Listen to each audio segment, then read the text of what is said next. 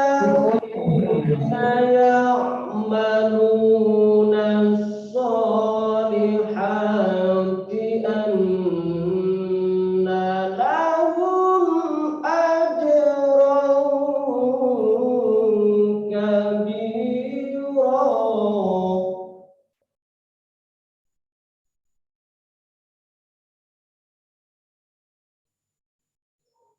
وأن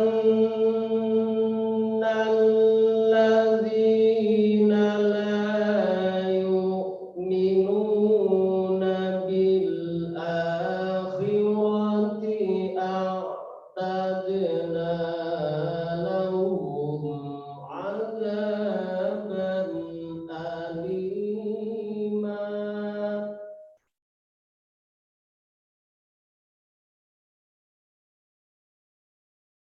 ويدعو الإنسان بالشر دعاءه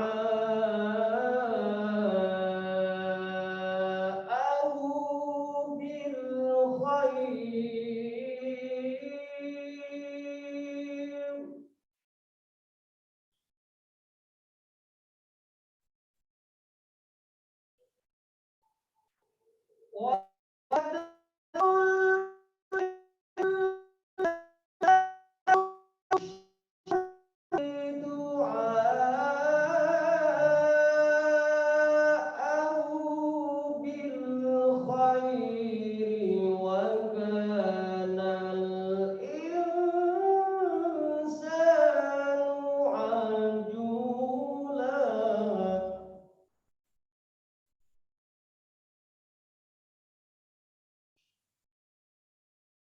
ويدعو الإنسان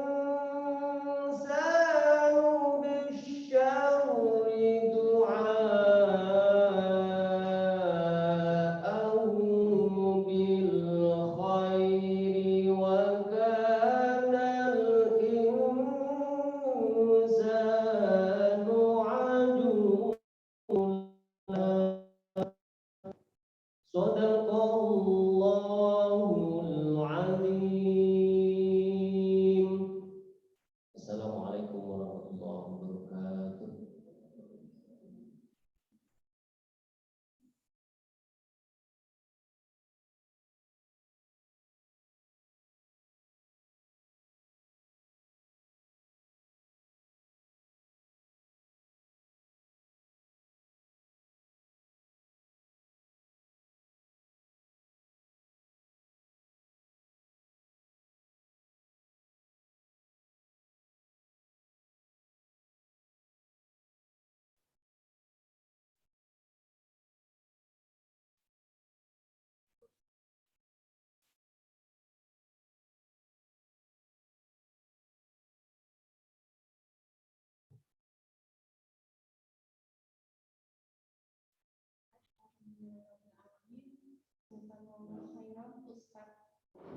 Masya Allah, kita masih merinding ya mendengar bacaan dari Ustaz Nasuhan. Semoga kita senantiasa menghiasi hari-hari kita ya dengan mendengarkan maupun membaca ayat-ayat suci Al-Quran. Oke, alhamdulillah kita lanjutkan untuk agenda acara kita pada hari ini. Kita masuk ke acara yang kedua yaitu sambutan. Nanti sekalian sambutan akan disampaikan yang pertama dari Ustadzah Indah sebagai kepala sekolah SDTG Al-Abidin. Kemudian nanti sekalian dilanjutkan dari sambutan dari PLH adalah Ustadzah Farida Nuraini Sarjana Sosial. Dan yang ketiga nanti setelah dari Ustadzah Farida nanti sambutan dari Ketua Komite SDTG Al-Abidin Surakarta yang kebetulan pada hari ini mohon maaf beliau mohon izin tidak bisa menghadiri, tidak bisa rawuh ke sini dan nanti insya Allah akan diwakilkan oleh Wakil Ketua Komite yaitu Bapak Dr. Andes Kim Budiwinarto MSc. Kepada Ustadzah Indah, terima kasih.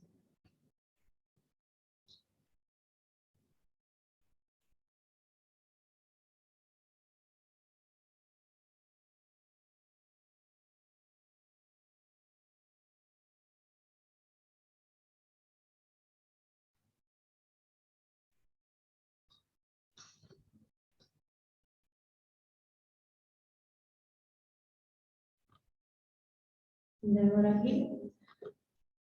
Assalamualaikum warahmatullahi wabarakatuh. Alhamdulillah, puji syukur kehadirat Allah Subhanahu wa taala yang telah memberikan kita kenikmatan, kesehatan sehingga pada pagi hari ini kita semua bisa berkumpul dan hadir. Kami ucapkan selamat datang kepada pengurus komite, ada Pak Kim, Bunda Yuti dan Bunda Donita yang sudah hadir secara offline di SDTK di Surakarta. Selamat datang juga kepada PLH SDTK di Farida. Dan tak lupa saya ucapkan selamat datang dan selamat bergabung kepada seluruh orang tua murid SDTK Al-Abidin Surakarta. Apa kabar ayah bunda? Alhamdulillah, sehat semua, nggih. Alhamdulillah, masya Allah. Tidak perlu berpanjang kata karena kita segera saja nanti ke acara inti yang ditunggu yaitu kajian. Sekali lagi saya ucapkan terima kasih kepada pengurus komite yang sudah membuat acara luar biasa hari ini, yaitu kajian untuk orang tua SDTK Al-Abidin Surakarta. Semoga acara hari ini senantiasa dilimpahi berkah oleh Allah Subhanahu wa taala, bermanfaat bagi kita semua. Demikian dari saya, selamat menikmati acara kajian pada pagi hari ini. Wassalamualaikum warahmatullahi wabarakatuh.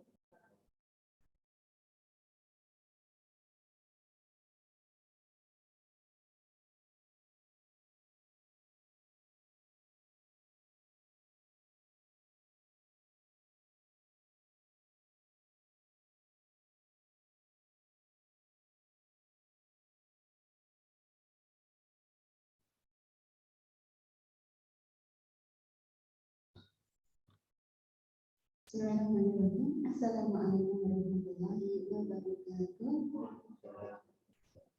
Alhamdulillah, yang kami hormati Ibu Ustazah Indah Kurniawati selaku Kepala Sekolah SDTK Al-Abidin, yang kami hormati pengurus komite SDTK Al-Abidin, dan juga yang kami hormati Ustadz Umar, Masya Allah, yang ada di Klaten ya, Masya Allah, dan juga ayah bunda semuanya, orang tua, siswa, santriwan santriwati SDTK Al-Abidin yang saya hormati, dan juga mungkin ada anak-anak juga yang mengerti. Alhamdulillah, segala puji syukur kepada Allah yang telah memberikan segala karunia-Nya kepada kita semuanya, yang kalau kita menghitungnya tidak akan ada habisnya. Salawat dan salam semoga selalu berlimpah pada Rasulullah Muhammad Sallallahu Alaihi Wasallam beserta keluarga, sahabat dan orang-orang istiqomah di jalan. Amin ya rabbal alamin. Ayat bunda yang berbahagia, yang semoga selalu Allah merahmati kalian semuanya. Pada kesempatan kali ini kami mewakili dari yayasan mengucapkan barakallah selamat kepada pengurus komite yang telah mengadakan acara yang luar biasa ini dengan mengambil tema yang luar biasa, memotivasi kita bersama-sama untuk menjadi keluarga penghafal Al-Quran. Karena SDTK menjadikan siswa-siswinya, para santri yang menjadi para penghafal Al-Quran, maka ini akan menjadi lebih hebat lagi, menjadi lebih barokah lagi apabila ayah bundanya pun, kakak, adik, dan siapapun yang ada di dalam keluarga juga bersama-sama menjadi penghafal Al-Quran, dengan harapan ketika kita menghafalkan Al-Quran secara hubungan kemanusiaan, kita mengerti bagaimana perjuangan anak kita. Namanya menghafal itu butuh perjuangan, namanya ziyadah itu butuh perjuangan, apalagi murojaah, tidak sekedar seperti membalik telapak tangan.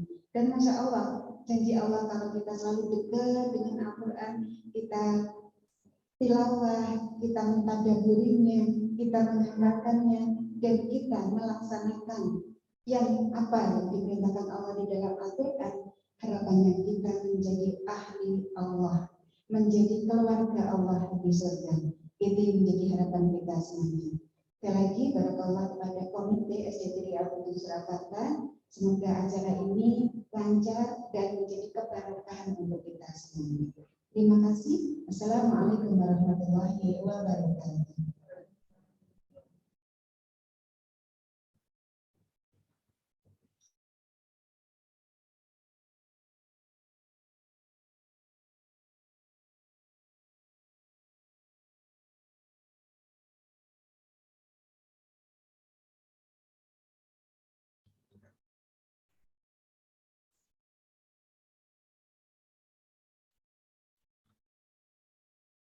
Bismillahirrahmanirrahim. Assalamualaikum warahmatullahi wabarakatuh. Yang saya hormati Miss Indah. Maaf, biasanya kita manggil Miss dari dulu. Maaf.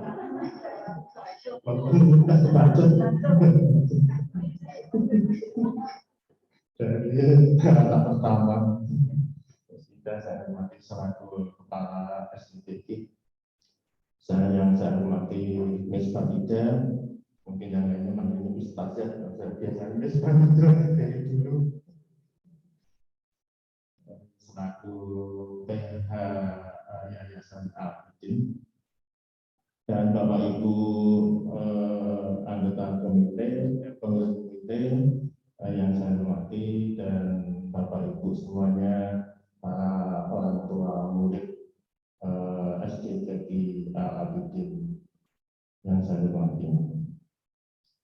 Pertama-tama marilah kita panjatkan puji syukur alhamdulillah rabbil alamin kehadiran Allah SWT atas limpahan rahmat dan hidayahnya kepada kita semua, sehingga kita bisa bertemu pada kesempatan acara pertama kali yang diselenggarakan oleh komite sejak tahun 2020 yang sudah digestarkan. Lalu pertama kali ini kita membuat acara, dan itu semuanya juga berkat sinergi dari komite dan pihak manajemen sekolah, dan tentu kesulitan antara komite dan pihak manajemen sekolah SDTK.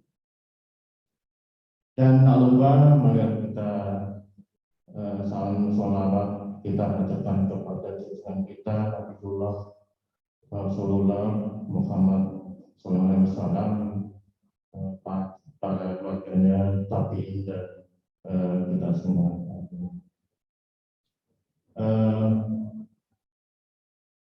Mohon izin saya mewakili dari komite, di mana Bapak Ketua, Bapak Bambang Sartono sudah bisa hadir karena ada acara yang besar.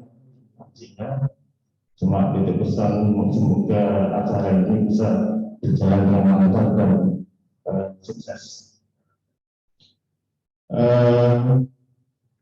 Di dalam acara ini kita menjadi keluarga penghafal Al-Quran yang mudah-mudahan diisi oleh Ustaz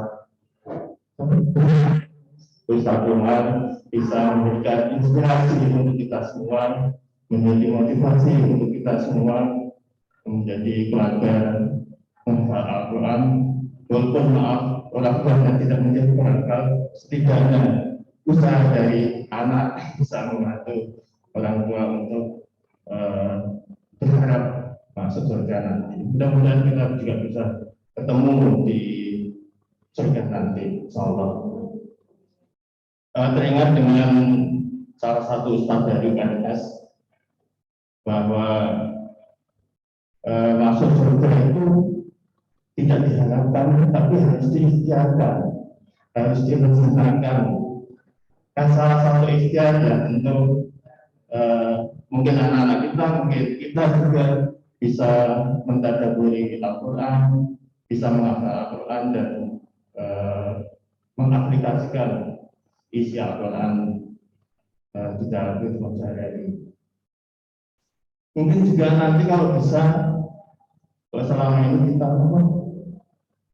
hanya Al-Quran dan tidak pernah khatam tentang terjemahan. Saya pernah mendapatkan informasi malah justru orang-orang mu'alaf itu malah hafal terjemahannya gitu, dan bisa khatam terjemahannya. Kalau justru kita yang membaca Al-Quran tidak pernah membaca terjemahan. Mungkin nanti di acara yang lainnya coba kita mengarah ke sana, mengkaji mengkaji tentang terjemahan Al-Quran selain membuat Al-Quran. Ya, mudah-mudahan dengan acara ini kita bisa termotivasi lagi, bisa terinspirasi lagi untuk lebih dekat kepada Al-Quran. Itu saja yang bisa saya berikan. Mudah-mudahan acara ini bisa sukses, lancar, dan bisa membawa kami untuk kita semua. Amin, amin, ya rabbal alamin. Akhir kalam, wassalamualaikum warahmatullahi wabarakatuh.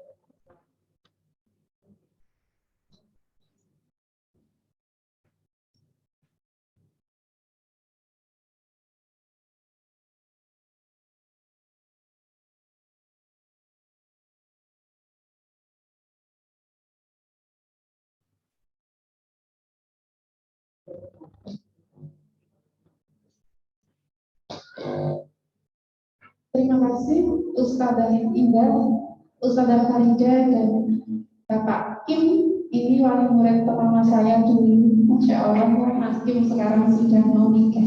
Masya Allah, angkatan kedua. Alhamdulillah, terima kasih atas sambutannya dan atas peringatannya tadi, Pak. Semoga kita semuanya hari ini adalah salah satu ikhtiar kita untuk mewujudkan cita-cita tertinggi kita, insya Allah.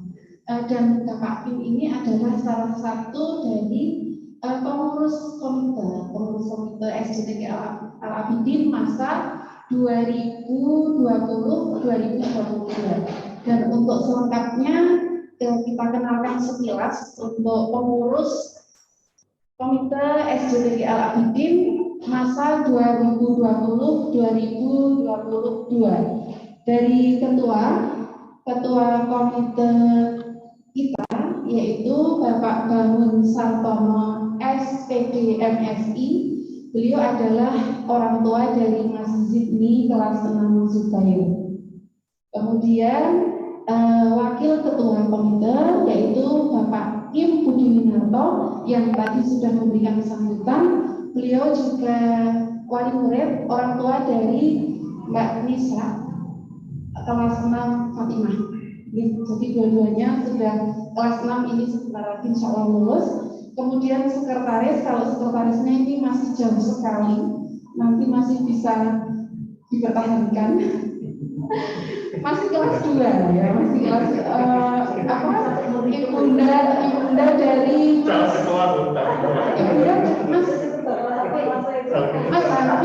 Hafiz kelas 2 ABH. Beliau adalah Ibu Saranti Donita yang terkenal dengan Bu Donita, gitu ya. Kemudian ada lagi pengurus komite yang selanjutnya yang ini tim ahli ya dari Solo juga. Tim ahli kita adalah Ustadz Rudi Hartanto SPDI. Beliau ini kalau dari SDTG ini beberapa ustadz di sini secara rutin ya kepada beliau, setoran hafalan kepada beliau. Kemudian yang terakhir yaitu ini juga oleh murid sama saya tadi rada agak-agak lupa, agak-agak ingat ya Bunda. Iya, pakai masker semua jadi masih agak.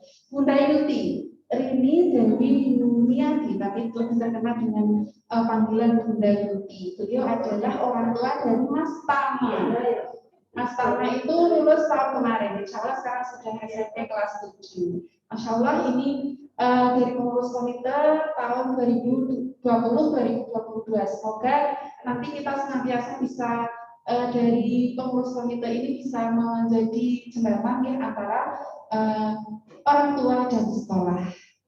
Dan untuk selanjutnya yang kita tunggu-tunggu acara kita yaitu kajian dengan tema menjadi keluarga penghafal Al-Quran. Dan ini tentunya menjadi cita-cita kita semuanya. Tidak ada yang tidak bercita-cita seperti ini. Ya karena cita-cita tertinggi kita adalah surga. Nah salah satunya adalah menjadi ahli Al-Quran. Ya, dan hari ini insya Allah kita akan mendapatkan tausiah dari Ustadz Umarul Faruq Abu Bakar LCMHI. Beliau adalah pengasuh PPTQ Ibnu Abbas Klaten dan juga sekaligus sebagai ketua forum Ma'arif Quran Indonesia. Yang beliau bukan orang Jawa.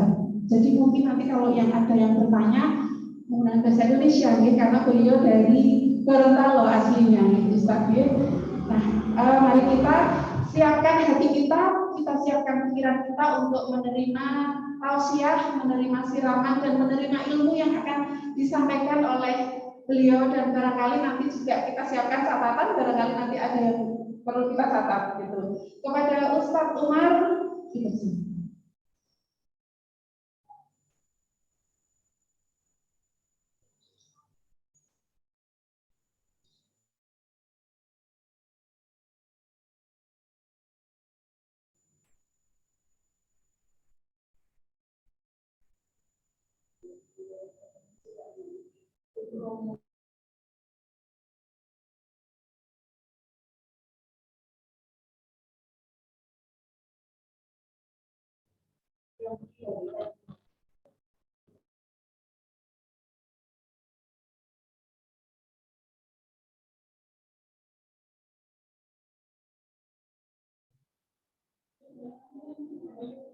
Assalamualaikum warahmatullahi wabarakatuh.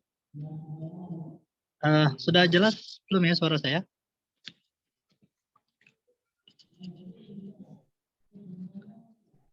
Nah, ibu-ibu, kalau yang sudah dengar jelas, silakan tulis di kolom chat ya. Sudah jelas belum ibu-ibu? Alhamdulillah jelas. Baru satu orang ini yang nulis jelas. Alhamdulillah sudah jelas, Ustaz. Oke, jelas. Oke, ini sudah nulis di kolom chat banyak. Terima kasih ibu-ibu atas partisipasinya. Saya ulangi lagi. Assalamualaikum warahmatullahi wabarakatuh. Alhamdulillahirabbil alamin, asyhadu an la ilaha illallah wahdahu la syarikalah wa asyhadu anna Muhammadan abduhu wa rasuluhu la nabiyya ba'dah. Allahumma shalli wa sallim wa barik wa an'im ala sayyidina wa nabiyyina wa maulana Muhammadin wa ala alihi wa sahbihi wa man tabi'ahum bi ihsanin ila yaumiddin. Bapak Kepala Sekolah SD TK Surakarta Al-Abidin Surakarta, Bapak Kepala Komite, para wali santri dari SD Sekolah Dasar Tahfidzul Quran ya, Sekolah Dasar Tahfidzul Quran Al-Abidin Surakarta, serta segenap wali santri yang hadir pada kesempatan ini. Alhamdulillahirabbil alamin, Allah Subhanahu wa taala mempertemukan kita dalam majelis ini dengan niat yang sama, harapan yang sama, keinginan yang sama, cita-cita yang sama, yaitu melahirkan generasi-generasi penghafal Al-Qur'an. Semoga niat ini semakin dikuatkan oleh Allah. Kemudian hubungan di antara kita, komunikasi, silaturahmi juga semakin kuat, sehingga bisa saling memotivasi satu sama lain untuk mencetak para penghafal Al-Quran. Bapak Ibu sekalian yang dimuliakan Allah, dalam hal ini panduan utama kita adalah ayat Al-Quran yang disebutkan di surat At-Tahrim, ayat 6. Yaitu Allah Subhanahu wa taala menyatakan, Ya ayyuhalladzina amanu qu anfusakum wa ahlikum nara. Wahai orang-orang beriman, qu anfusakum, hindarkanlah diri kalian, wa ahlikum, dan keluarga kalian, nara, dari api neraka. Ini tugas penting dari setiap orang tua. Tugas memberi makan itu penting, tugas memberi minum itu penting, tugas memberi tempat tinggal itu juga penting, tugas membelikan mainan, memilihkan sekolah, memilihkan tetangga, memilihkan tempat tinggal, itu semua penting. Tetapi yang paling penting dari semua itu, bahkan semua itu kita lakukan dengan satu tujuan utama, yaitu qu anfusakum wa ahlikum nara. Hindarkanlah dirimu dan keluargamu dari api neraka dengan cara apapun. Dengan cara apapun. Misi kita adalah bagaimana agar keluarga kita, anak-anak yang kita cintai ini, dan kita sendiri selaku orang tua, itu dihindarkan dari api neraka. Salah satunya adalah dengan mendekatkan mereka kepada Al-Quran. Saya saat ini Bapak Ibu lagi di lagi ini juga, lagi menemani anak saya juga, maka saya mohon maaf tidak bisa hadir di studio, karena dalam saat yang sama, saya lagi menemani anak saya juga, lagi rihlah gitu ya, lagi rihlah, kemudian anak-anak sekarang lagi acara bebas, saya ke sini untuk sama-sama dengan Bapak Ibu semua mengkaji bagaimana caranya supaya kita bisa menghasilkan anak-anak penghafal Al-Quran. Dan ini untuk saat ini tidak mudah Bapak Ibu. Kenapa? Coba kita lihat tantangan-tantangan ke depan untuk anak-anak kita itu tidak sederhana. Pertama, adanya bonus demografi. Barangkali sebagai orang tua kita sudah banyak mendengar tentang isu ini, bahwa nanti tahun 2045, 100 tahun Indonesia merdeka, itu akan ada bonus demografi di mana jumlah penghuni atau penghuni bangsa ini, jumlah rakyat Indonesia itu akan bertambah dengan sangat drastis. Itu belum lagi ditambah dengan kemungkinan dari luar negeri, kemungkinan pasar bebas, globalisasi dan seterusnya yang bisa menjadikan mereka akhirnya terbawa arus, terpengaruh oleh kondisi yang ada di sekitarnya. Sebagai orang tua, kita punya tanggung jawab untuk menyiapkan masa depan mereka. Sehingga ketika saat itu datang, mereka dalam keadaan siap. Taruhlah kondisi itu sangat buruk. Kondisi masa depan mereka dengan adanya internet, dengan adanya media, dengan adanya transportasi, buruk misalnya dalam pandangan kita. Tetapi selaku orang tua, kita punya kewajiban untuk menyiapkan yang terbaik bagi anak-anak dalam menghadapi kondisi yang terburuk itu. Bagaimana caranya? Mendekatkan mereka dengan penghafal Al-Quran. Menjadikan mereka penghafal Al-Quran. Bapak Ibu sekalian yang dimuliakan Allah, dalam hal ini itu bonus demografi tantangannya. Kemudian tantangan seks bebas, kita lihat adanya isu child free ya. Kemudian ada isu yang terakhir ini terkait dengan undang-undang Permendikbud ya. Kemenristek itu ya, Dikti dan Dikti terkait dengan adanya PKS itu ya, pelanggaran kejahatan seksual itu di sekolah. Kemudian dalam pasal 5 yang sedang dipermasalahkan itu adalah tidak boleh sekian tanpa persetujuan. Artinya kalau nanti setuju, orangnya setuju, difoto, dilakukan tindakan-tindakan asusila itu, maka itu tidak terkena delik hukum. Nah ini yang akan terkena dampak pasal ini siapa? Yang akan terkena adalah anak-anak kita. Ketika nanti Indonesia misalnya banyak tantangan-tantangan yang dihadapi, ketika anak-anak kita dalam keadaan tidak siap, na'udzubillah min dzalik, harapan untuk reuni di surga itu artinya tidak bisa terwujud. Kenapa? Kita tidak tahu bagaimana kondisi anak-anak kita sepeninggal kita nanti. Saat ini dalam usia mereka yang masih kecil, dalam masa usia yang SD seperti saat ini, kita masih berada di dekat mereka. Ketika mereka salah, kita bisa mengingatkan. Ketika mereka keliru, kita bisa mengarahkan. Ketika mereka butuh pertanyaan, butuh solusi, kita bisa mengarahkan kehidupan mereka. Tapi saat mereka jauh, misalnya sudah masuk ke jenjang kuliah, jenjang mahasiswa, tidak boleh tidak, pasti mereka akan berpisah dengan kita. Saat itu yang kita andalkan hanyalah kekuatan batin yang mereka miliki, kekuatan rohiyah, kekuatan spiritual, kekuatan keyakinan yang mereka punyai. Dan sebaik-baik kekuatan, sebaik-baik yang akan menjaga mereka adalah Al-Quran yang tersimpan di hati dan akal pikiran mereka.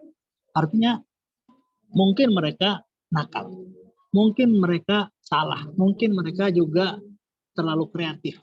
Tetapi Al-Quran yang ada di dalam hati mereka itu yang akan menarik mereka kembali untuk berada di jalan yang benar. Nah, Bapak Ibu sekalian, pertanyaannya adalah bagaimana kita mengakrabkan anak kita dengan Al-Quran. Bagaimana kita mendidik keluarga kita dalam bingkai Al-Quran. Sehingga Bapak Ibu yang sekarang ini sibuk bekerja, punya kesibukan masing-masing, punya aktivitas masing-masing, tenang ketika melepas anaknya, ketika melepas putra-putrinya, sebab dia percaya anaknya akan selalu terjaga, anaknya sudah memiliki pikiran yang baik, pencerahan yang baik. Bapak Ibu jemaah sekalian yang dimuliakan Allah, dalam kitab Tarbiyatul Aulad, ya, Dr. Nasih Ulwan itu menyebutkan ada 5 bentuk pendidikan.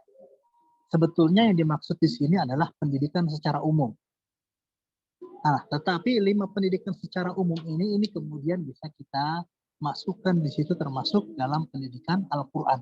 Sebab pendidikan Al-Quran sebenarnya hanya buah dari rangkaian pendidikan yang baik.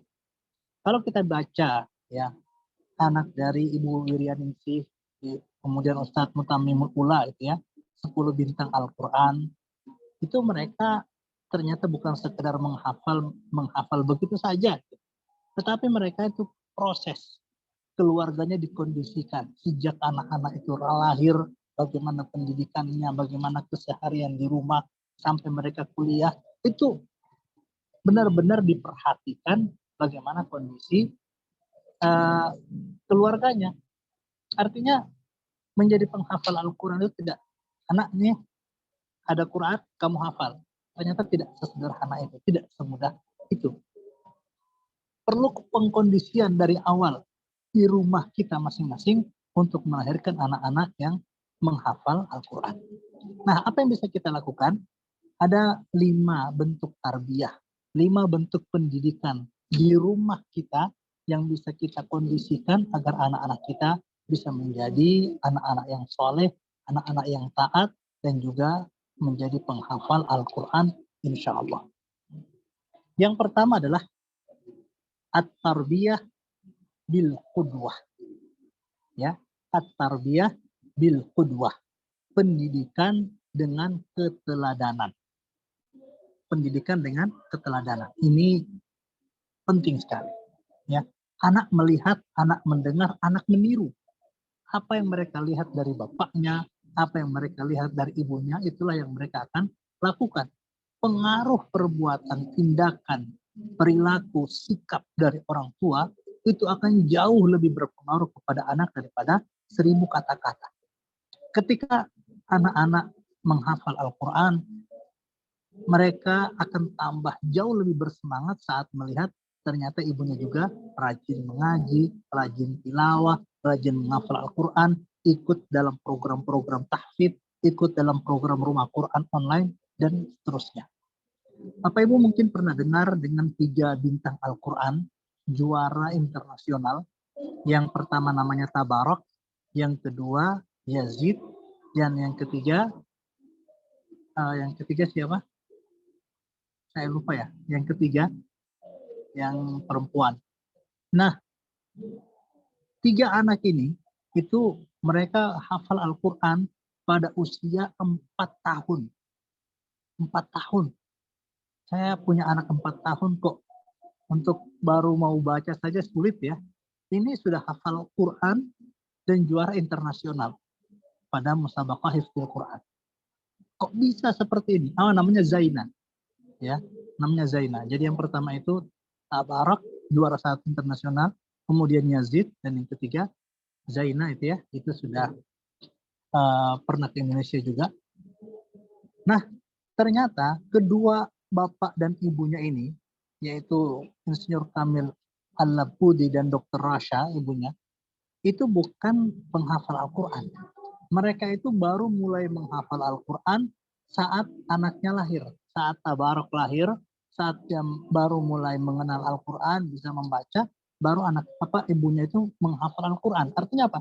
Mereka memperlihatkan kepada anaknya qudwah, teladan, bahwa mereka pun ingin menghafal Al-Quran. Akhirnya melihat bapak ibunya sibuk dengan Al-Quran pagi dan sore, itulah yang dilihat oleh anaknya, lalu anaknya pun dekat dengan Al-Quran, hingga akhirnya bapak dan ibunya ini bisa menyelesaikan hafalan Al-Quran, sementara anak-anaknya jauh lebih cepat sebelum kedua orang tuanya hafal Quran. Maka tidak heran kenapa kok anak-anak kita kecanduan HP. Yang mereka lihat itu. Kenapa anak-anak kita sukanya main laptop, ya, sukanya main HP, direbut, diambil HP-nya, disuruh berhenti, nangis, ya, teriak-teriak mungkin. Kenapa? Ya mereka lihat itu. Mereka lihat bapak ibunya asik dengan HP. Maka ingin menikmati keasikan itu. Maka mereka pun main HP. Maka kemudian ada orang tua yang tanya, Ustaz, gimana cara menghentikan anaknya, anak saya untuk main HP, tidak kecanduan dengan HP? Ya, cara pertama adalah di rumah tidak ada HP. Atau main HP pada jam-jam tertentu. Karena kalau itu yang menjadi pemandangan anak setiap hari, ya arahnya juga akan bisa ditebak. Bahwa anak akan mengikuti kebiasaan orang tuanya. Kemudian berikutnya, ini pertama ya, at-tarbiyah bil qudwah. Kalau kita ingin anak-anak kita memiliki akhlak yang baik, contohkan akhlak yang baik yang kita inginkan itu seperti apa. Kita ingin anak-anak kita menjadi penghafal Al-Quran, contohkan kepada mereka bahwa kita pun dekat dengan Al-Quran. Maka alangkah indahnya rumah-rumah kita, Bapak Ibu sekalian, pagi hari setelah sholat subuh atau setelah sholat maghrib terdengar tilawah Al-Quran. Bukan dari laptop, bukan dari HP, bukan juga dari speaker Al-Quran itu. Ya. Itu bisa, tetapi lebih indah lagi ketika keluar dari lisan ayah dan bunda yang lagi tilawah Al-Quran bersama anak-anaknya. Dan ini menjadi kebiasaan para sahabat Rasulullah Sallallahu Alaihi Wasallam. Kalau kita baca hadis-hadis, ya, para sahabat itu setiap orang mau jalan ke masjid ketika waktu subuh, sepanjang rumah yang dilalui para sahabat itu terdengar suara lantunan tilawah Al-Quran. Artinya memang sudah terkondisikan rumah mereka banyak orang yang membaca Al-Quran, ramai dengan tilawah Al-Quran. Sepanjang jalan itu yang terdengar kiri kanan apa? Suara tilawah Al-Quran. Ini kondisi rumah-rumah para sahabat. Artinya kalau kita ingin anak-anak kita menjadi penghafal Al-Quran, maka sebagai orang tua kita mesti memaksakan diri. Malah sesat paksa. Ngantuk Ustaz, yuk paksa. Supaya kita apa? Bisa menjadi teladan yang terbaik untuk anak-anak kita. Kemudian yang kedua, adalah at-tarbiyah bil adah. At-tarbiyah bil adah. Pendidikan dengan kebiasaan. Pendidikan dengan kebiasaan. Bapak Ibu sekalian, pada akhirnya ketika anak-anak kita besar, ketika anak-anak dewasa, mereka akan kembali kepada kenangan masa kecil mereka. Mereka akan kembali kepada kenangan masa kecil itu yang akan selalu mereka rindukan kapan dan dimanapun mereka berada. Taruhlah anak-anak kita akhirnya menjadi orang-orang sukses. Mereka sekolah di luar negeri misalnya, mereka memimpin perusahaan misalnya, mereka kerjanya sangat sibuk misalnya. Tetapi di kedalaman hati mereka yang akan teringat, yang selalu terkenang adalah bagaimana kebiasaan mereka itu. Seperti kita juga, seperti saya. Ya, seperti kita semuanya para orang tua. Selalu terkenang dengan masa kecil kita dan ingin sekali kita ulang kembali masa kecil itu. Artinya apa? Kalau masa kecil anak-anak kita dipenuhi dengan keindahan, tilawah Al-Quran, kenikmatan membaca Al-Quran, datang ke tempat-tempat yang indah, di situ bisa baca Al-Quran bersama, kenangan-kenangan itu akan sangat merasuk ke dalam jiwa mereka dan itulah yang akan mereka nikmati kelak. Akan menjadi mereka berbahagia dengan Al-Quran kapan? Ketika kita berusaha membuat kenangan-kenangan indah bersama Al-Quran sejak masa kecil mereka dengan kebiasaan-kebiasaan baik yang kita tanamkan di rumah.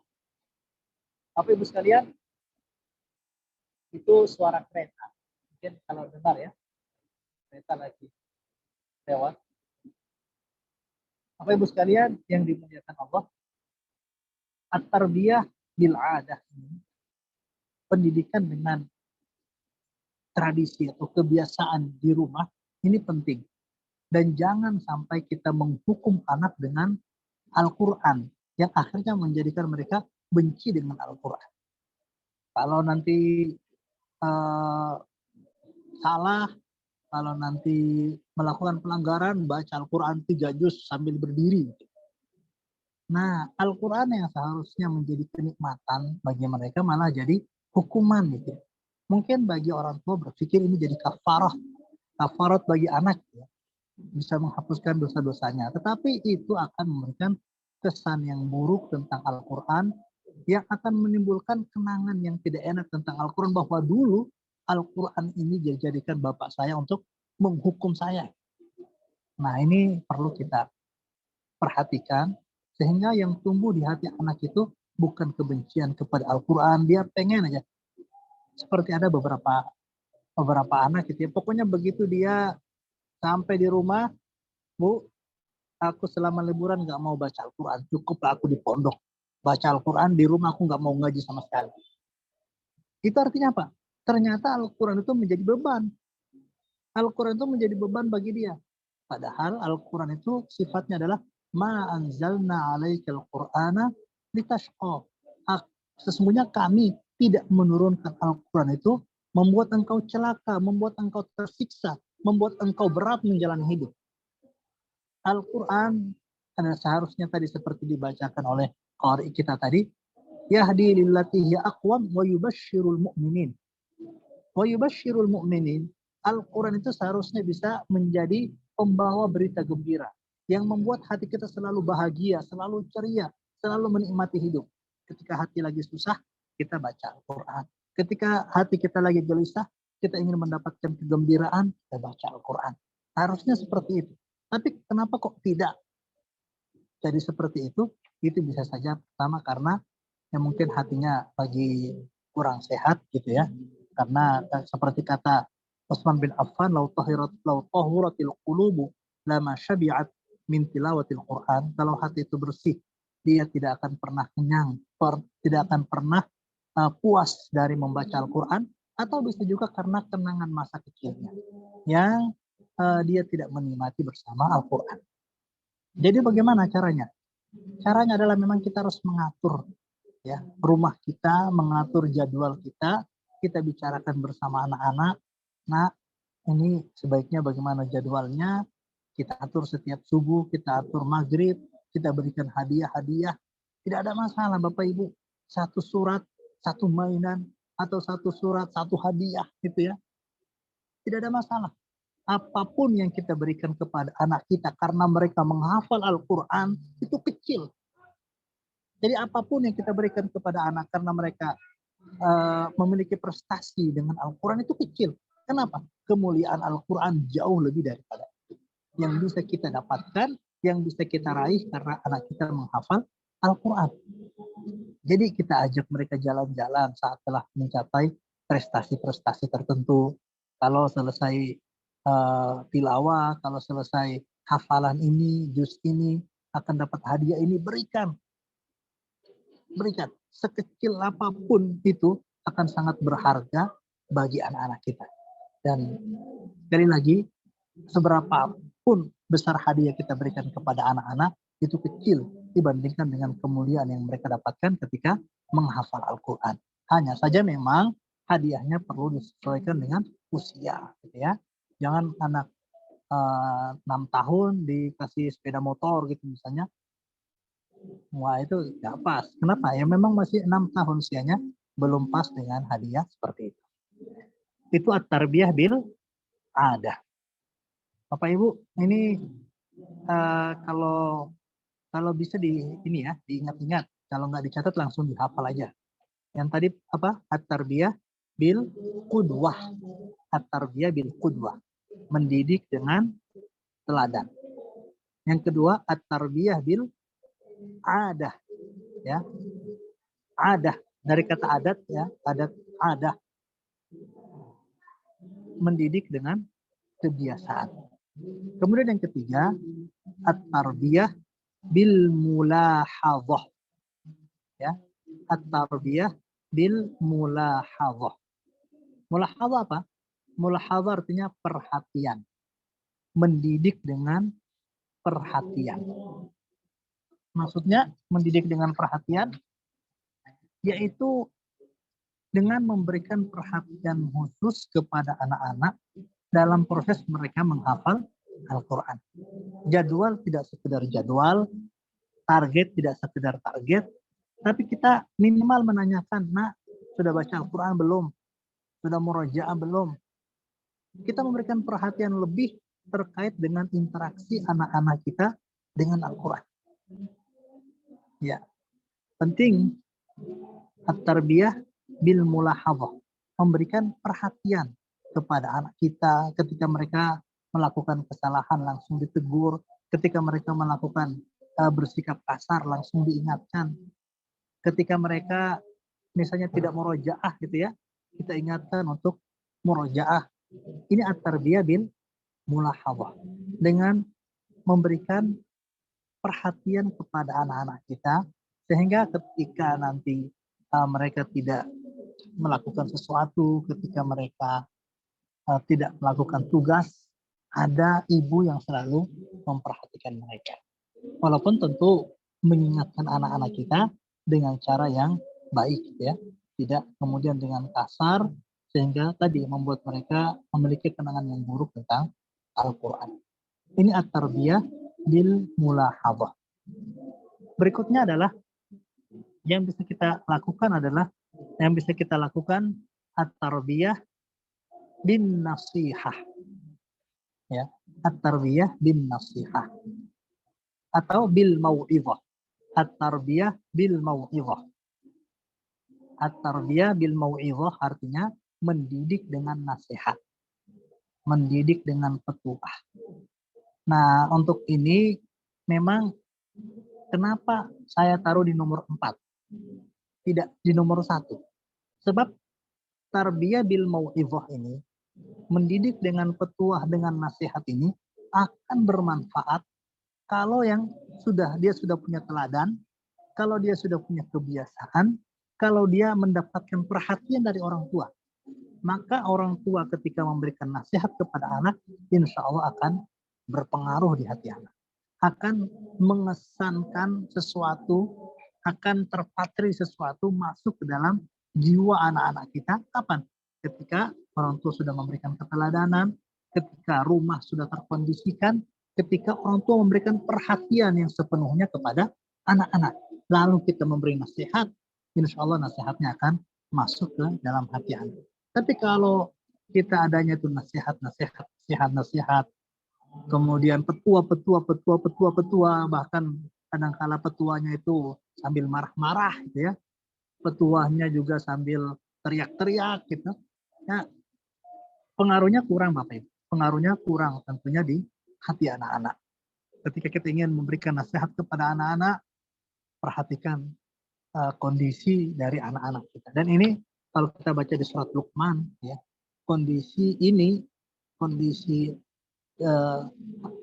saat pemberian nasihat kepada anak ini memang sangat diperhatikan. Berikutnya, saya tidak perlu memperpanjang lebar ya terkait dengan nasihat ini, kita insya Allah sudah tahu. Intinya ada 3 ya dalam akhlak itu. Yang pertama adalah basyasyatul wajhi, kita minta kepada anak untuk selalu berwajah ceria dan gembira ketika ketemu siapapun. Yang kedua, bazlul ma'ruf, kita nasihat kepada anak supaya mereka terus menebar kebaikan kepada siapa saja. Dan berikutnya adalah kaful adza, kita nasihatkan kepada anak menjaga tangannya, menjaga lisannya, menjaga perilakunya, jangan sampai menyakiti siapapun. Nah, berikutnya yang kelima adalah at-tarbiyah bil uqubah, mendidik dengan hukuman. Mendidik dengan hukuman. Apakah hukuman ini perlu? Perlu. Tetapi menyesuaikan ya dengan usia anak. Disinilah pentingnya kenapa kita perlu belajar tentang pendidikan dalam Islam, belajar tentang psikologi anak, banyak mengkaji, mendengar, belajar dari para ahli tentang bagaimana memperlakukan anak. Sebab ketika kita salah dalam memperlakukan mereka, maka yang akan terjadi tidak seperti yang kita harapkan. Usia misalnya usia 0 sampai 2 tahun itu bayi. Ya, ketika masa bayi ini anak sangat butuh perhatian, perasaannya sangat peka. Kemudian usia 2 sampai 7 tahun, itu usia bocah gitu ya. Usia puflah. Usia bocah ini dia ingin jadi raja. Layani keinginannya untuk menjadi raja itu, berikan apa yang dia berikan. Jangan memaksa anak untuk sholat sebelum usia 7 tahun. Kalaupun dia seringkali tidak sholat, ya kita maafkan aja. Kalaupun kita tahu dia sholat itu nggak wudhu misalnya, kalau memungkinkan kita minta dia sholat lagi, wudhu lagi, ya wudhu lagi. Tetapi kalaupun tidak, ya kita banyak memaafkan sebelum usia 7 tahun itu, sembari mengingatkan dia tentang tauhid, sembari mengingatkan dia tentang muraqabatullah. Kemudian usia 7 sampai 10 itu mulai proses pendidikan anak, mulai proses pembiasaan anak, dan berikutnya 10 dan seterusnya dia sudah diharuskan untuk melaksanakan sholat. Kalau dia tidak melaksanakan sholat, ada hukuman yang dilakukan. Ada disuruh memukul disuruh pukul ya. Wadribuhum bi'ashri sinin. Pukullah anak itu kalau sudah usia 10 tahun, kemudian dia masih meninggalkan sholat. 10 tahun dilatih. 10 tahun dilatih oleh orang tuanya untuk sholat, kok masih belum bisa juga. Maka dihukum. Tapi tentunya hukuman yang diberikan kepada anak saat dia meninggalkan sholat ini tidak serta-merta begitu saja. Kita punya kewajiban untuk membentuk anak itu ketika dia masih bayi, ketika dia masih bocah itu, ya masih bayi itu, Pak. Kira-kira begini pembagiannya ya. Dari 1 sampai 7 tahun itu masa pengenalan sholat ya, belajar sholat, belajar mengenal sholat. Usia 7 sampai 10 itu masa pembiasaan ya, masa pembiasaan. Kemudian 10 dan seterusnya itu adalah masa penegakan aturan gitu ya, penegakan aturan. Baru dengan cara seperti itu, insya Allah anak-anak kita menjadi terdidik dengan baik. Nah, Bapak Ibu sekalian yang dimuliakan Allah, persoalan marah, ya, ini mungkin jadi persoalan ya di setiap keluarga kita. Ada karena terlalu capek, terlalu lelah, apalagi adik-adiknya banyak, akhirnya yang jadi kena sasaran itu kakaknya. Apalagi kalau ibunya sudah tidak tahan, itu marahnya itu menakutkan gitu ya.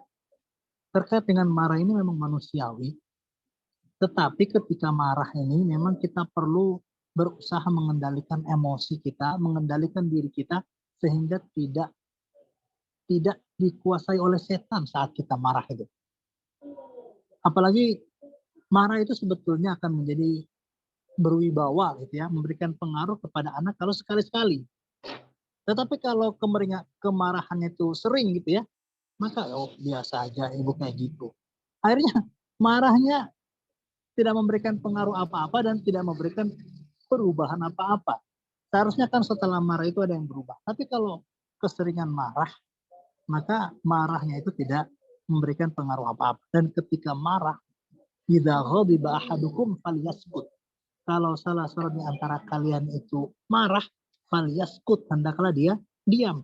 Kenapa? Karena kalau orang itu lagi marah, tidak terkontrol ucapannya, tidak terkontrol sikapnya.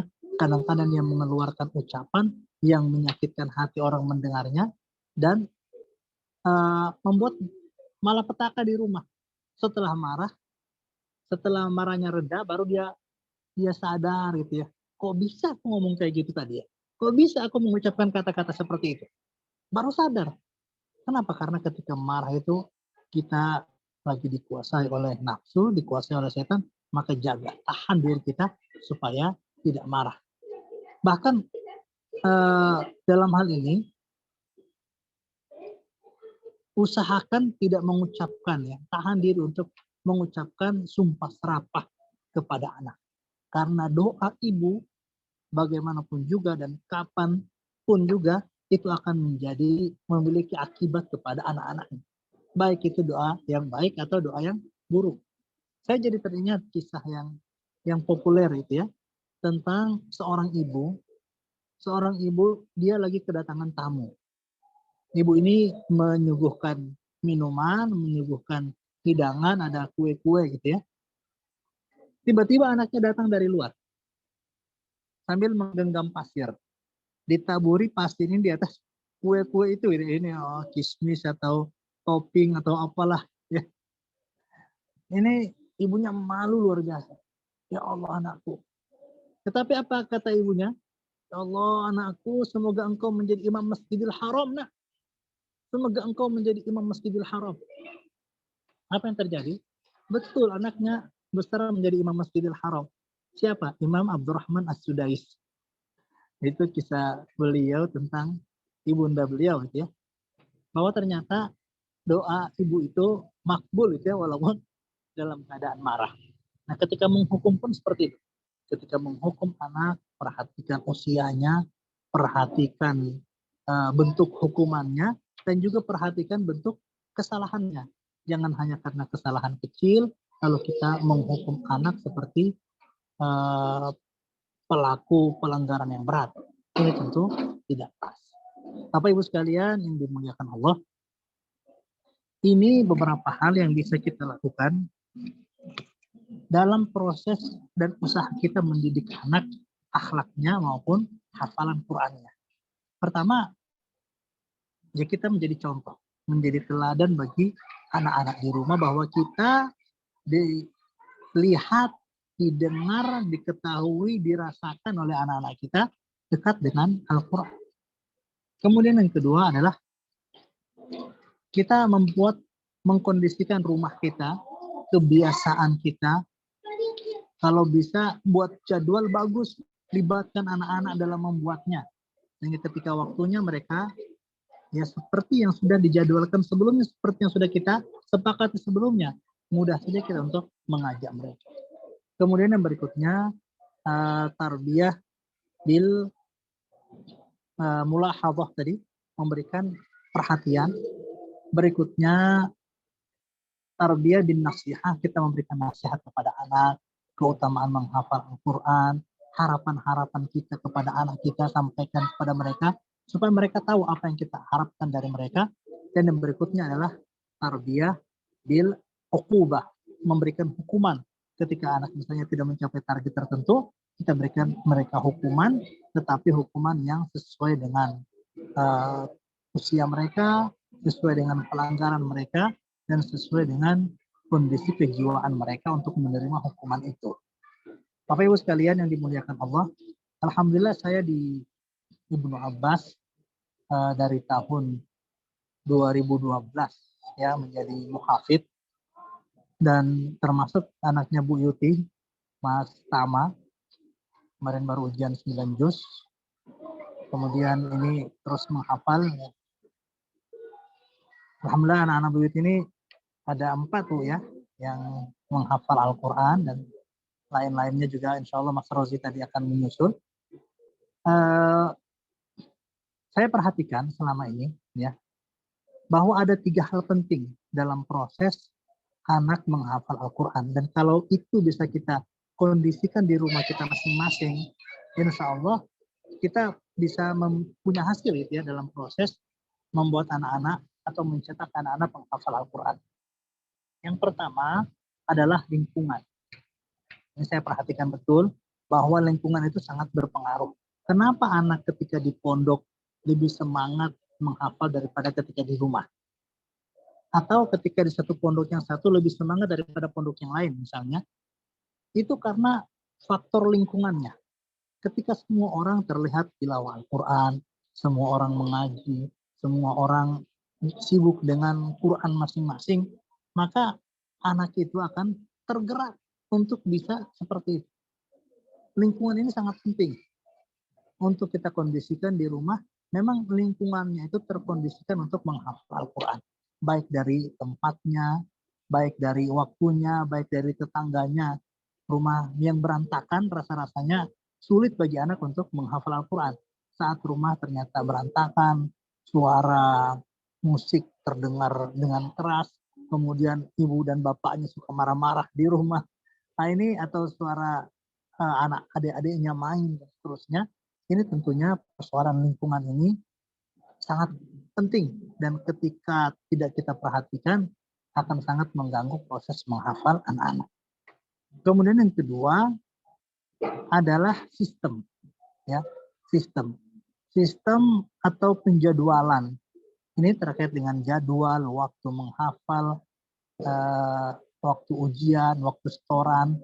Kalau di kami itu ada ziyadah, ya, ziyadah nambah hafalan baru, ada murojaah, mengulangi hafalan lama, kemudian ada istiadat, persiapan menghafal, juga ada imtihan dan seterusnya, jenjang-jenjang yang akan target-target yang akan harus diselesaikan oleh anak, proses ujian, sistem ujian, ini perlu diatur supaya anak tahu setelah ini apa, setelah ini apa, setelah ini apa, dan dia bisa mengejar target-target itu di setiap tahapannya. Dan yang berikutnya yang sangat menentukan dalam proses menghafal Al-Quran adalah guru, ya, guru. Kita bisa saja menghafal Al-Quran, mungkin kita audio visualnya bagus, kita bisa nonton YouTube, kita bisa ulang-ulangi, lalu kita bisa mengikuti, menirukan, menghafal, tetapi itu tidak akan pernah maksimal tanpa kehadiran seorang guru. Dan memang tradisi Al-Quran seperti itu, diturunkan, disebarkan dengan ada seorang guru ketika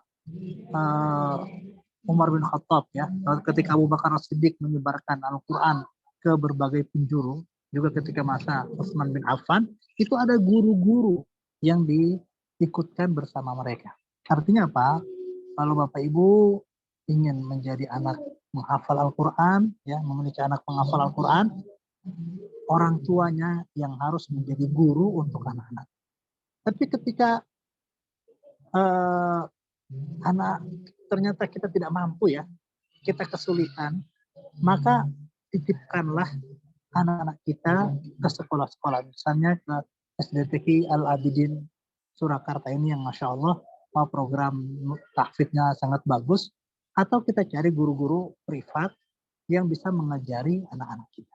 Tetapi satu hal yang perlu diperhatikan Bapak Ibu semua terkait dengan keberkahan ilmu, keberkahan proses menghafal Al-Quran anak-anak itu ditentukan juga oleh seberapa besar penghormatan orang tua kepada guru anak-anaknya. Ini dari zaman dulu, ya. Zaman dulu, sejak zaman Rasulullah, juga para sahabat, juga para tabi'in, dan seterusnya. Kewajiban menghormati guru itu merupakan kewajiban yang sangat penting dari orang tua. Jangan sampai sudah merasa membayar, gitu, ya, terus semena-mena, Ustadz nih, saya sudah bayar mahal, anak saya kok nggak hafal-hafal juga. Memang yang menghafal Ustadz, yang menghafal kan anak ibu. Ketika anak tidak mampu menghafal, yang disalahkan oleh gurunya adalah gurunya dengan alasan sudah bayar sekian. Bayaran yang ibu bayar itu tidak sebanding dengan usaha yang dikeluarkan oleh guru dalam proses mendidik anak ibu untuk menghafal Al-Quran. Maka dalam hal ini, adab kepada guru ini perlu juga untuk kita perhatikan. Saya selaku wali murid juga, ya, anak saya masih sekolah di sini juga di Klaten. Saya sangat menekankan kepada ibu, ya, kepada ibunya anak-anak, ya, kepada istri saya, perhatikan siapa guru anak kita. Perhatikan ihtiram kita, takrim kita kepada guru anak-anak kita. Sebab anak-anak kita tidak akan pernah bisa menghafal Al-Quran tanpa keridhaan dari gurunya. Dan guru itu akan ridho saat dia mendapatkan penghormatan yang pantas dari guru anak-anak. Ini, ya, Bapak Ibu semua, saya mengingatkan diri saya dan juga kepada kita semuanya untuk benar-benar memperhatikan kemuliaan guru, memperhatikan adab kepada guru anak-anak kita, sehingga keberkahan itu lahir disebabkan keridhaan guru anak-anak kita, keridhaan dari ustadz dan ustazah anak-anak kita kepada anak-anak kita, sehingga mereka dimudahkan oleh Allah untuk menghafal Al-Quran. Lalu apa yang bisa kita dapatkan ketika akhirnya anak-anak kita hafal Al-Quran, di zaman masa Islam dulu, sebelum anak menjadi apapun, mereka adalah penghafal Al-Quran.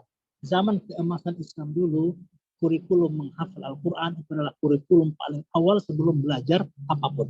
Maka kalau kita lihat ada Al-Khawarizmi, ahli matematika, ada Ibnu Khaldun, ahli sosiologi, ada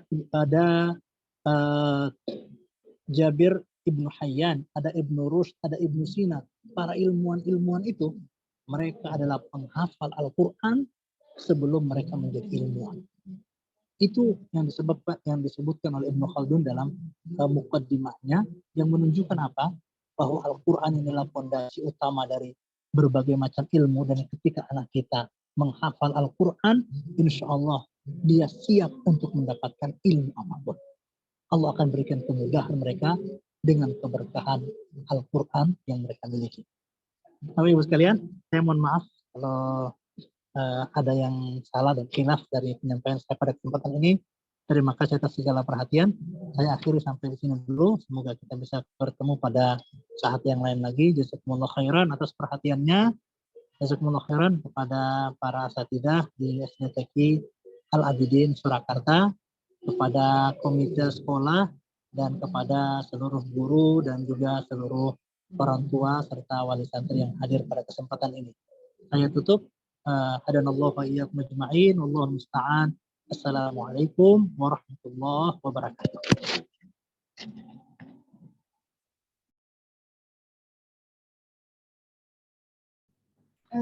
Ustaz Umar, Masya Allah. Saya berkali-kali dari tadi, subhanallah, Masya Allah, subhanallah. Dan saya merangkum Ustaz ini catatan saya. Masya Allah. Luar biasa. Ustaz, mohon maaf, ampun lift dulu ya, ini ada sesi tanya jawab.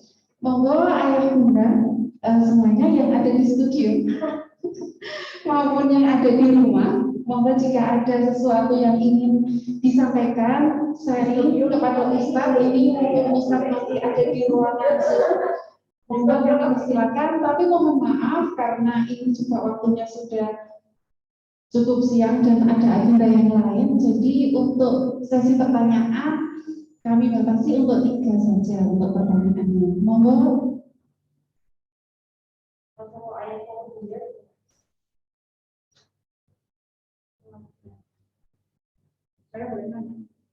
Yang di studio juga boleh. Tidak ada dispesialkan. Ya, ini yang di rumah ada yang mau bertanya dulu. Kalau ini diawali dulu dari yang ada di studio, ini ada yang mau bertanya. Oke, monggo bunda. Oke. Nggak bisa dianut.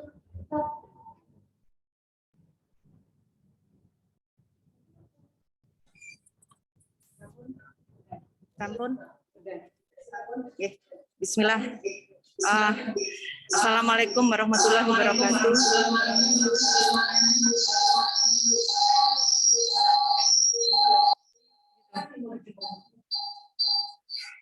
Izin bertanya Ustadz Umar. Semoga tidak bosan saya yang nanya lagi.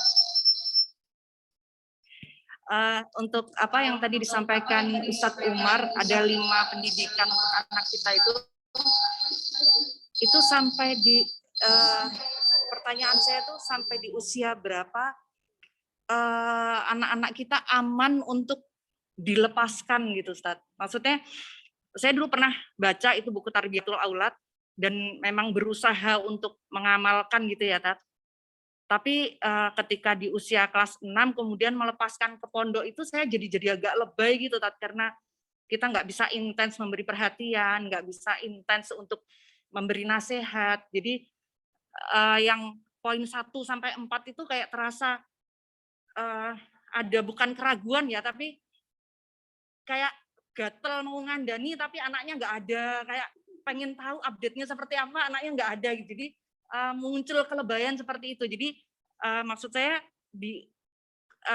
karena ini sekarang wali murid SDTQ ya, apa gitu sampai di usia berapa dan bagaimana kita kita kiat kita agar nanti juga nggak kejadian lebay kayak saya misalnya gitu, terlalu berlebihan mungkin. Meskipun saya yakin kalau saya sudah titip ke sekolah atau ustadz yang memang saya yakin itu terbaik buat anak saya gitu ya. Nggak ada yang lebih baik dari Ustadz Umar lah kalau sekarang ini yang saya titipin Tama. Cuman tetap aja ada perasaan bahwa kok nggak bisa nemenin, kok nggak bisa memberi teladan, dia nggak bisa lagi melihat kita murojaah bareng, dia nggak bisa, hal-hal seperti itu masih gandul, masih apa ya bahasa Indonesianya, masih ganjel gitu tadi di hati. Jadi apa kira-kira kiatnya yang buat wali santri sekarang ini, yang untuk wali murid sekarang yang harus dipersiapkan ketika harus melepas dari pendidikan yang 1, 2, 3, 4 itu tadi. Itu yang saya rasain sih, Tat. Saya kira itu.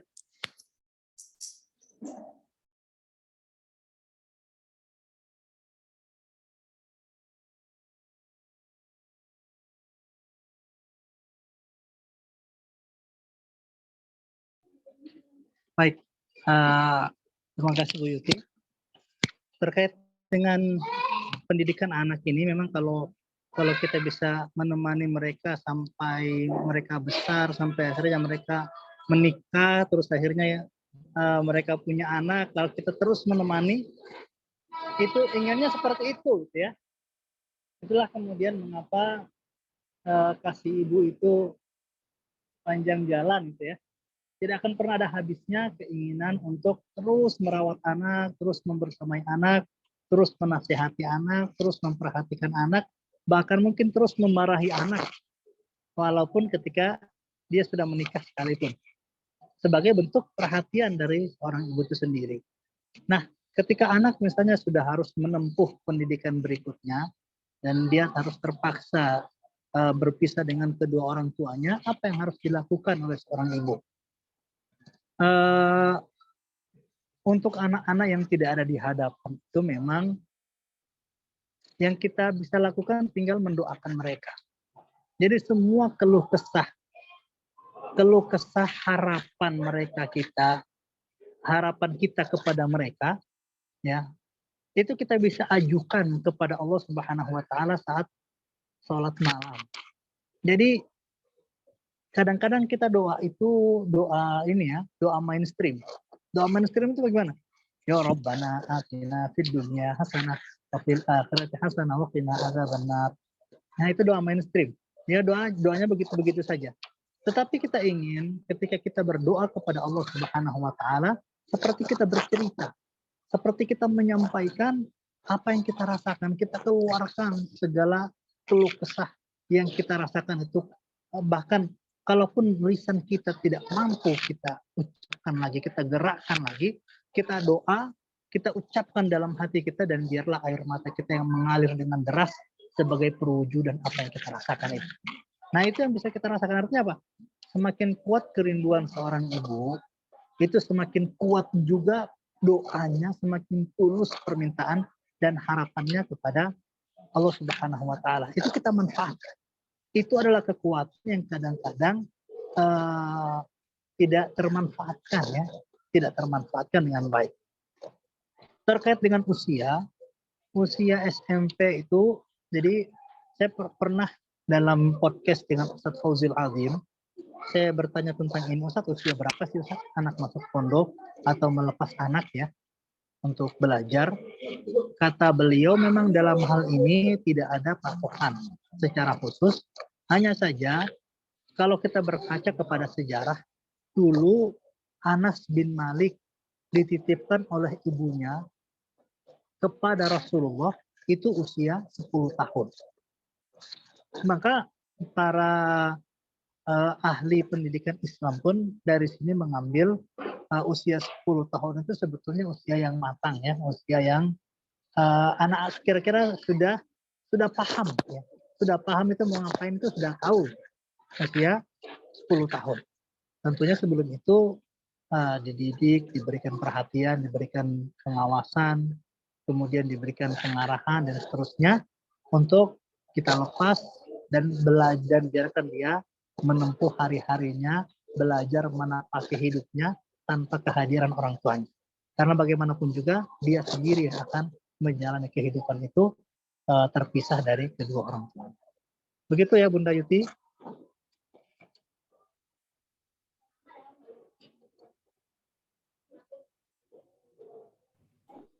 Demikian jawaban dari saya. Ya, syukur Ustaz.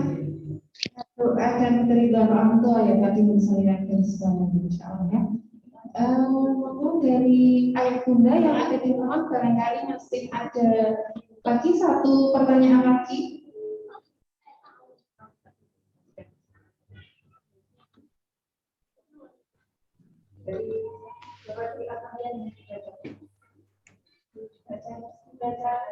Ya, dari ayahnya Mas Abian. Oh iya, ayahnya Mas Abian ini kakak beradik ada di SDTG. Monggo ayah.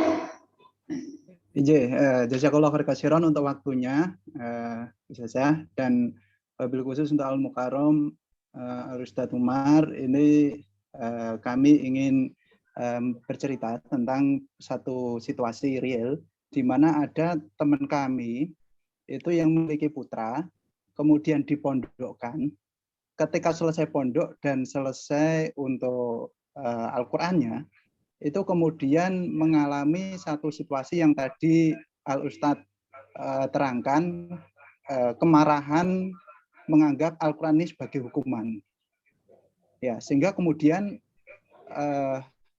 penghafal Quran ini kemudian ketika kembali ke rumah tidak mau melakukan aktivitas tidak hanya murojaah Al-Quran, tetapi juga amal agama, amal soleh yang syariat agama.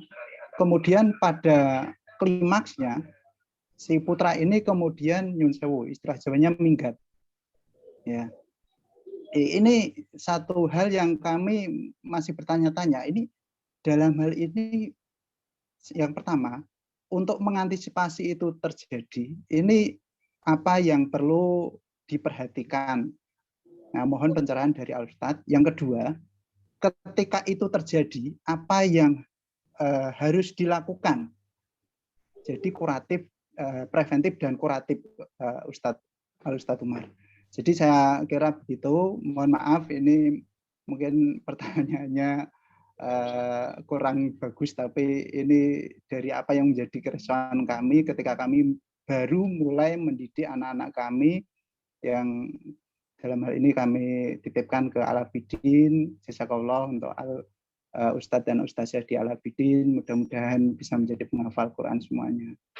Oke, matur suwun, mengatakan mawon, jazakumullah khairan katsiran. Assalamualaikum warahmatullahi wabarakatuh.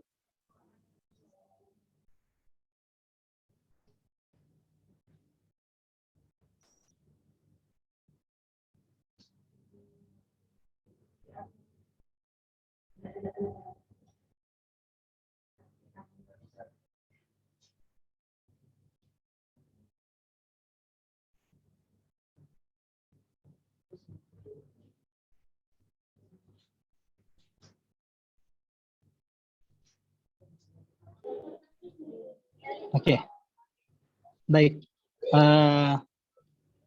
Bapak Ibu tahu kenapa disuruh sholat itu usia 7 tahun? Baru mulai belajar sholat. Baru mulai belajar sholat itu usia 7 tahun. Bahkan disuruh benar-benar sholat itu baru usia 10 tahun. Jadi setelah usia anak itu 10 tahun hidup, baru dia benar-benar disuruh untuk sholat. Bahkan dihukum kalau tidak sholat. Kenapa sih harus nunggu 10 tahun? Itu tadi, pengkondisian hati untuk anak mau melakukan amal soleh itu memang perlu waktu. Jadi anak-anak dalam rentang waktu 10 tahun itu tidak disuruh sholat. Bahkan sifatnya itu belajar sholat, belajar mengenal sholat itu.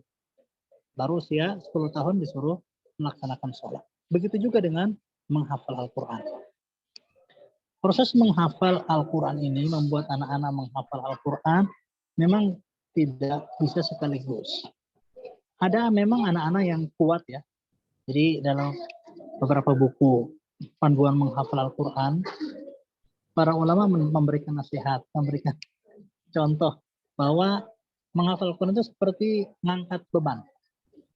Ada orang yang kuat ngangkat beban 1 gelas, ada ngangkat beban, ada bata, ada yang ngangkat beban 1 kilo, 2 kilo, 3 kilo, sampai berapa.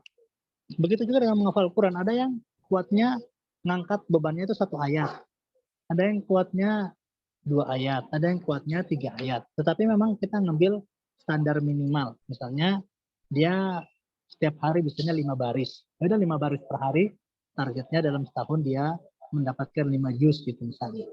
Itu beban. Nah, begitu pula dengan proses menghafal Al-Quran. Terlalu berat beban yang diberikan kepada anak jauh daripada kemampuan yang dia miliki, itu sama seperti kita nyuruh anak kecil ngangkat lemari yang besar itu ya. Ya mungkin dia dengan semua keterpaksaan yang dia miliki, dia mampu akhirnya mengangkat itu. Tapi setelah itu dia kapok, nggak mau lagi. Kenapa? Bebannya terlalu berat daripada apa yang diberikan. Nah, dalam proses kita menghafalkan anak-anak, ya anak-anak kita, membuat mereka menghafal Al-Quran, yo melihat anak-anak lain, kok anak itu bisa ya? Kok anak itu 10 tahun sudah bisa selesai 10 juz? Kok anak itu sekian tahun sudah bisa 15 juz? Kok anak saya enggak? Ya beda. Dan jangan dibanding-bandingkan. Anak kita mungkin memiliki kemampuan juga yang mungkin berbeda dan juga situasi psikologis yang juga berbeda. Artinya dalam hal ini, dalam memberikan beban kepada anak dalam menghafal Al-Quran, itu harus kita sesuaikan. Jangan lebih berikan dia apa yang lebih daripada kemampuannya, sehingga dia walaupun akhirnya bisa, tapi pada akhirnya dia akan kapok gitu ya, nggak mau lagi. Kenapa? Karena dia merasa kesusahan untuk melakukan sesuatu yang seharusnya mudah kalau diberikan sedikit-sedikit, tapi karena diberikan sekaligus, dia menjadi merasa terbebani. Nah ini Bapak, jadi dalam proses menghafal ini, ya kita proses ada pengkondisian ya, pertama pengkondisian kejiwaan, kemudian yang kedua, ya memberikan anak beban sesuai kemampuan. Di halakoh saya itu, ya, halakoh anaknya Bu Yuti ini, ya Mas Tama paling banyak. Saya suruh dia tuh sehari harus dalam 1 pekan ini harus ujian 1 juz, besok harus ujian 2 juz, besok harus 3 juz, besok harus tambah sekian. Itu Tama. Tapi kalau yang lain, besok tambah 3 baris ya, besok nambah 5 baris ya, besok ulangi lagi yang sudah pernah dihafal sebelumnya. Begitu. Karena memang anak-anak tidak sama. Dan beratnya guru tahfidz itu justru di situ. Kemampuan kita untuk melihat kemampuan kita melihat potensi anak didik, bahwa dia bebannya sekian, bahwa anak ini mampu menanggung beban sekian, bahwa anak ini mampu menanggung lebih daripada itu. Nah, kalau cuma sekedar nyimak, sekedar terima setoran, ya itu mah ya insya Allah siapapun bisa, tapi kemampuan untuk melihat potensi anak ini yang perlu kita latih, khususnya untuk para guru-guru tahfidz. Ini pengalaman saya selama mengajar tahfidz Ibnu Abbas dan juga sebelumnya di tempat yang lain. Demikian Pak, jazakumullahu khairan. Syukran Ustadz Umar. Mohon maaf Ayah Bunda, untuk sesi pertanyaan kami cukupkan, dan nanti barangkali atau semoga ya doa kita semuanya, semoga acara seperti ini nanti bisa kita lanjutkan lagi. Nanti Bapak Kim, nanti kita agendakan lagi untuk sharing seperti ini, karena barangkali kita ketika mendapatkan motivasi seperti ini, Masya Allah kita pulang itu rasanya ingin segera melakukan semua yang disampaikan tadi, tapi kemudian nanti banyak sekali kesibukan kita di luar, lupa lagi. Jadi kita sering-sering berada di forum-forum seperti ini, sehingga nanti bisa terus termotivasi. Dan dari yang disampaikan Ustaz tadi, Masya Allah ya, jadi ada 3 hal besar. Yang pertama itu tadi yang konsep pendidikan yang ada di buku tadi yang disampaikan Ustaz itu buku Tarbiyatul Aulad karyanya Abdullah Nasir Tuwani. Itu ada 5 hal, yaitu tarbiyah bil qudwah, tarbiyah bil adab, tarbiyah bil kemudian tarbiyah bil nasihat, dan tarbiyah bil ukubah, tapi yang ukubah ini yang terakhir terakhir. Saya juga agak di akhir, dan yang pertama tadi disampaikan bil ukubah gitu ya. Dan ada lagi tadi 3 hal penting dalam kita mendampingi anak-anak kita menghafalkan Al-Quran, yaitu yang pertama lingkungan, itu tugas kita semua sebagai orang tua di rumah. Kemudian sistemnya kita jadwal di rumah, kita juga bisa membuat sistem ya. Kemudian gurunya. Dan yang terakhir tadi disampaikan Ustadz adalah ini saya kotakin tulisan karena saya juga orang tua di sini. Keberkahan ilmu itu tidak terlepas dari adab anak maupun orang tua kepada gurunya. Dan ini kalau di sekolah, kalau saya ya setiap mengawali pelajaran apapun, bukan hanya pelajaran Al-Quran, itu senantiasa kita ingatkan kepada anak-anak terkait keberkahan ilmu. Itu sangat dipengaruhi oleh bagaimana adab mereka ketika belajar. Itu kemudian dari yang semua disampaikan ini kita bingkai dalam satu keridhaan dan doa dari orang tua. Insya Allah itu yang nanti poin yang paling penting. Kita melakukan semua ini, tetapi kita tidak ridho dan kita tidak pernah mendoakan anak-anak kita, mungkin semuanya sia-sia. Dan kita berserah diri kepada Allah. Semoga semua apa yang kita ikhtiarkan itu diijabah oleh Allah SWT. Itu saja. Terima kasih Ustadz Umar. Allah, semoga ilmunya itu menjadi ilmu yang barokah dan bisa kita aplikasikan insya Allah. Ya. Selanjutnya, mohon maaf ayah bunda, jangan dulu ya karena ini masih ada satu sesi lagi, yaitu ada informasi penting dari komite yang akan disampaikan Bunda Yuti.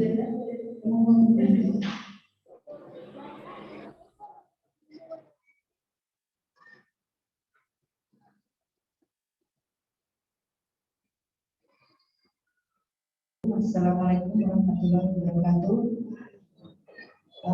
Langsung saja saya mewakili komite SDTG Al-Abidin yang menyampaikan bahwa untuk follow up dan merealisasi apa yang tadi sudah disampaikan oleh Ustaz Umar Abu Bakar, menindaklanjuti dan mengamalkan 5 poin pendidikan yang tadi disampaikan oleh Ustaz Umar Abu Bakar. Kami menyiapkan sebuah program yang insya Allah akan bermanfaat bagi kita dalam mendidik anak-anak kita, yaitu akan adanya kita akan bentuk satu halaqah Quran ya, halaqah khusus untuk wali murid SDTG Al-Abidin, dan sementara ini baru untuk umahat. Jadi sementara ini baru untuk ibu-ibunya dulu. Nanti di dalamnya akan di dalam halaqah itu akan dipandu atau dibimbing oleh Ustadz Rudi Hartanto, yang beliau juga sebagai tim ahli di dalam kepengurusan komite SDTG, meliputi tahsin, kemudian tadabbur Quran, dan diharapkan nanti ke depannya setelah berjalan akan meningkat menjadi hafalan juga, tahfidz juga, yang akan disesuaikan dengan kemampuan kita sebagai wali.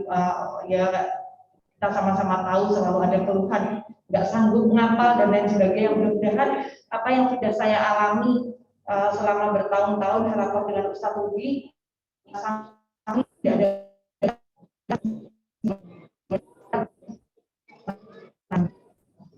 Kemudian nanti ibu-ibu nanti mungkin di grup POMG masing-masing akan di-share, atau nanti kita juga akan bisa share di sini tata cara pendaftarannya. Jadi nanti mendaftar dulu melalui grup WA, ada bit.ly-nya nanti akan di-share.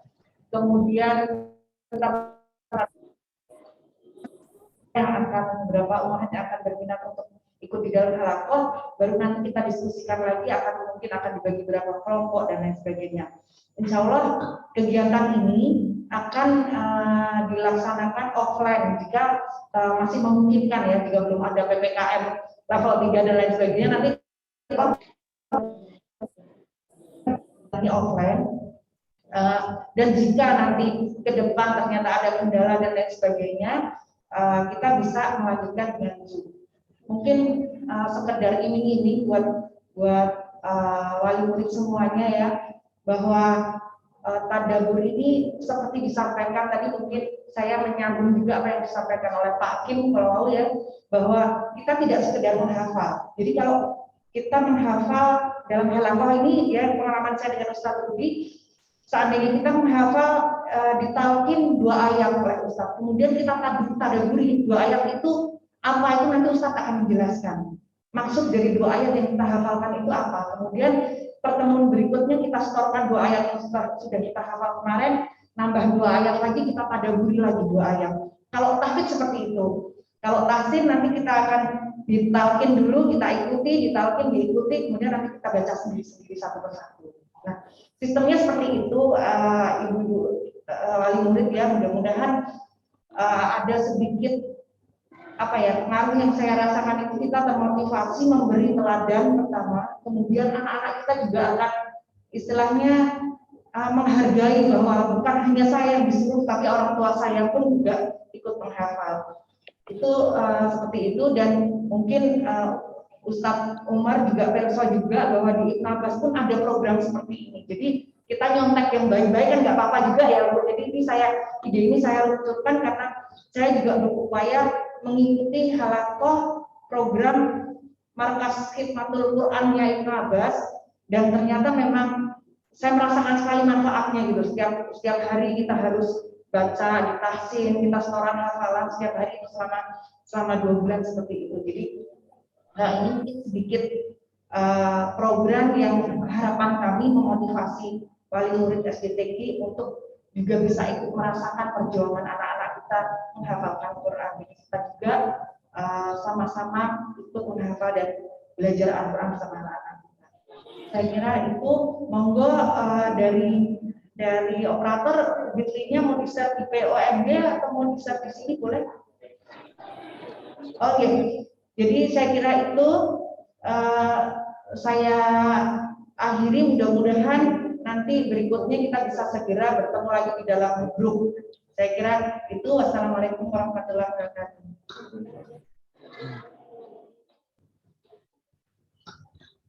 Terima kasih Bunda Indi. Luar biasa, programnya bagus sekali ya. Dan ini kalau orang tua mengikuti ini sudah menjadi salah satu dari tarbiyah bil qudwah. Ya, jadi ketika orang tua ngecek anaknya untuk sudah merajaah belum, sudah istiadah belum, itu ternyata orang tua sudah mengawali ya. Semoga nanti program ini menjadi program yang sukses ya Bunda ya. Dan nanti untuk link untuk pendaftaran nanti insya Allah akan kita share di grup kelas masing-masing. Nanti bisa disampaikan di situ. Kalau ada pertanyaan nanti bisa disampaikan juga ke wali kelas, atau nanti setelah masuk ke grup itu nanti ada grup WA juga, dan nanti bisa menanyakan tentang teknis dan tentang berjalannya seperti apa, nanti sudah ada. Kemudian ini tadi ada satu lagi pertanyaan dari Bapak Eko di chat, tapi mohon maaf karena ini waktunya sudah lewat, jadi nanti insya Allah ini sudah pertanyaannya sudah kami teruskan ke Ustadz, nanti kami jawab ini Bapak Eko untuk jawabannya. Mohon maaf nih. Kemudian alhamdulillah untuk acara hari ini semuanya sudah kita laksanakan, dan semoga dari awal sampai akhir dari acara ini berkah, dan semoga yang kita harapkan insya Allah semoga dikabulkan oleh Allah. Ini Ustadz Umar masih ada di ruangan insya Allah, dan kami mohon Ustadz Umar untuk menutup acara kita hari ini dengan doa. Di situ siap.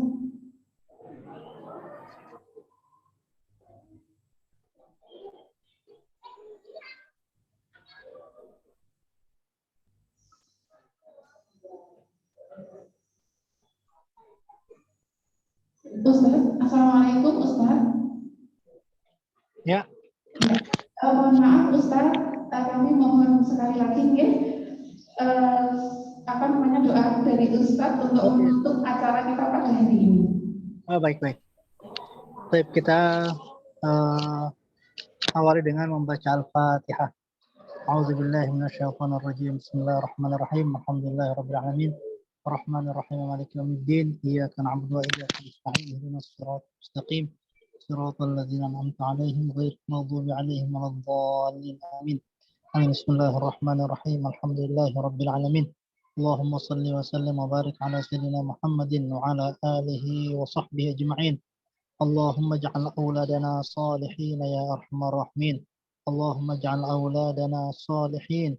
اللهم اجعل أولادنا صالحين ومن حفظة كتابك الكريم. اللهم إنا نسألك العفو والعافية والمعافاة الدائمة في الدين والدنيا والآخرة. اللهم فقههم في الدين وعلمهم التأويل. اللهم اهد قلوبهم وثبت ألسنتهم. اللهم إنا نسألك موجبات رحمتك وعزائم مغفرتك والسلامة والغنيمة من كل بر والسلامة من كل إثم والفوز بالجنة والنجاة من النار يا أرحم الراحمين. ربنا هب لنا من أزواجنا وذريتنا قرة أعين وجعلنا للمتقين إماما. ربنا آتنا في الدنيا حسنة وفي الآخرة حسنة وقنا عذاب النار. صلى الله على سيدنا محمد وعلى آله وصحبه وسلم. سبحان ربك رب العزة عما يصفون وسلام على المرسلين والحمد لله رب العالمين.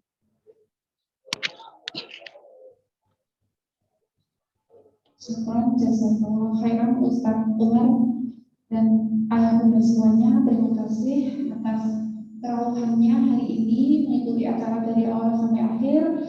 Semoga Allah senantiasa melimpahkan keberkahannya kepada kita semua. Amin.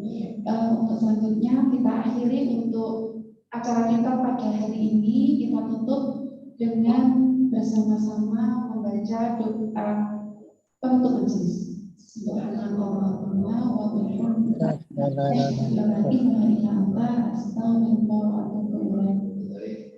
Dari saya mohon maaf jika dalam membawakan acara dari awal sampai akhir ada kesalahan. Astagfirullahaladzim.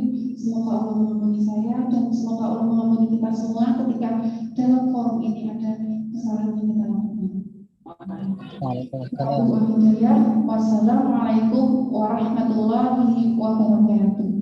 Waalaikumsalam warahmatullahi wabarakatuh.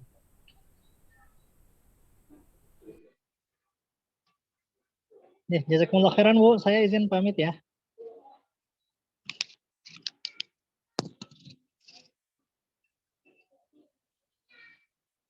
Saya izin pamit.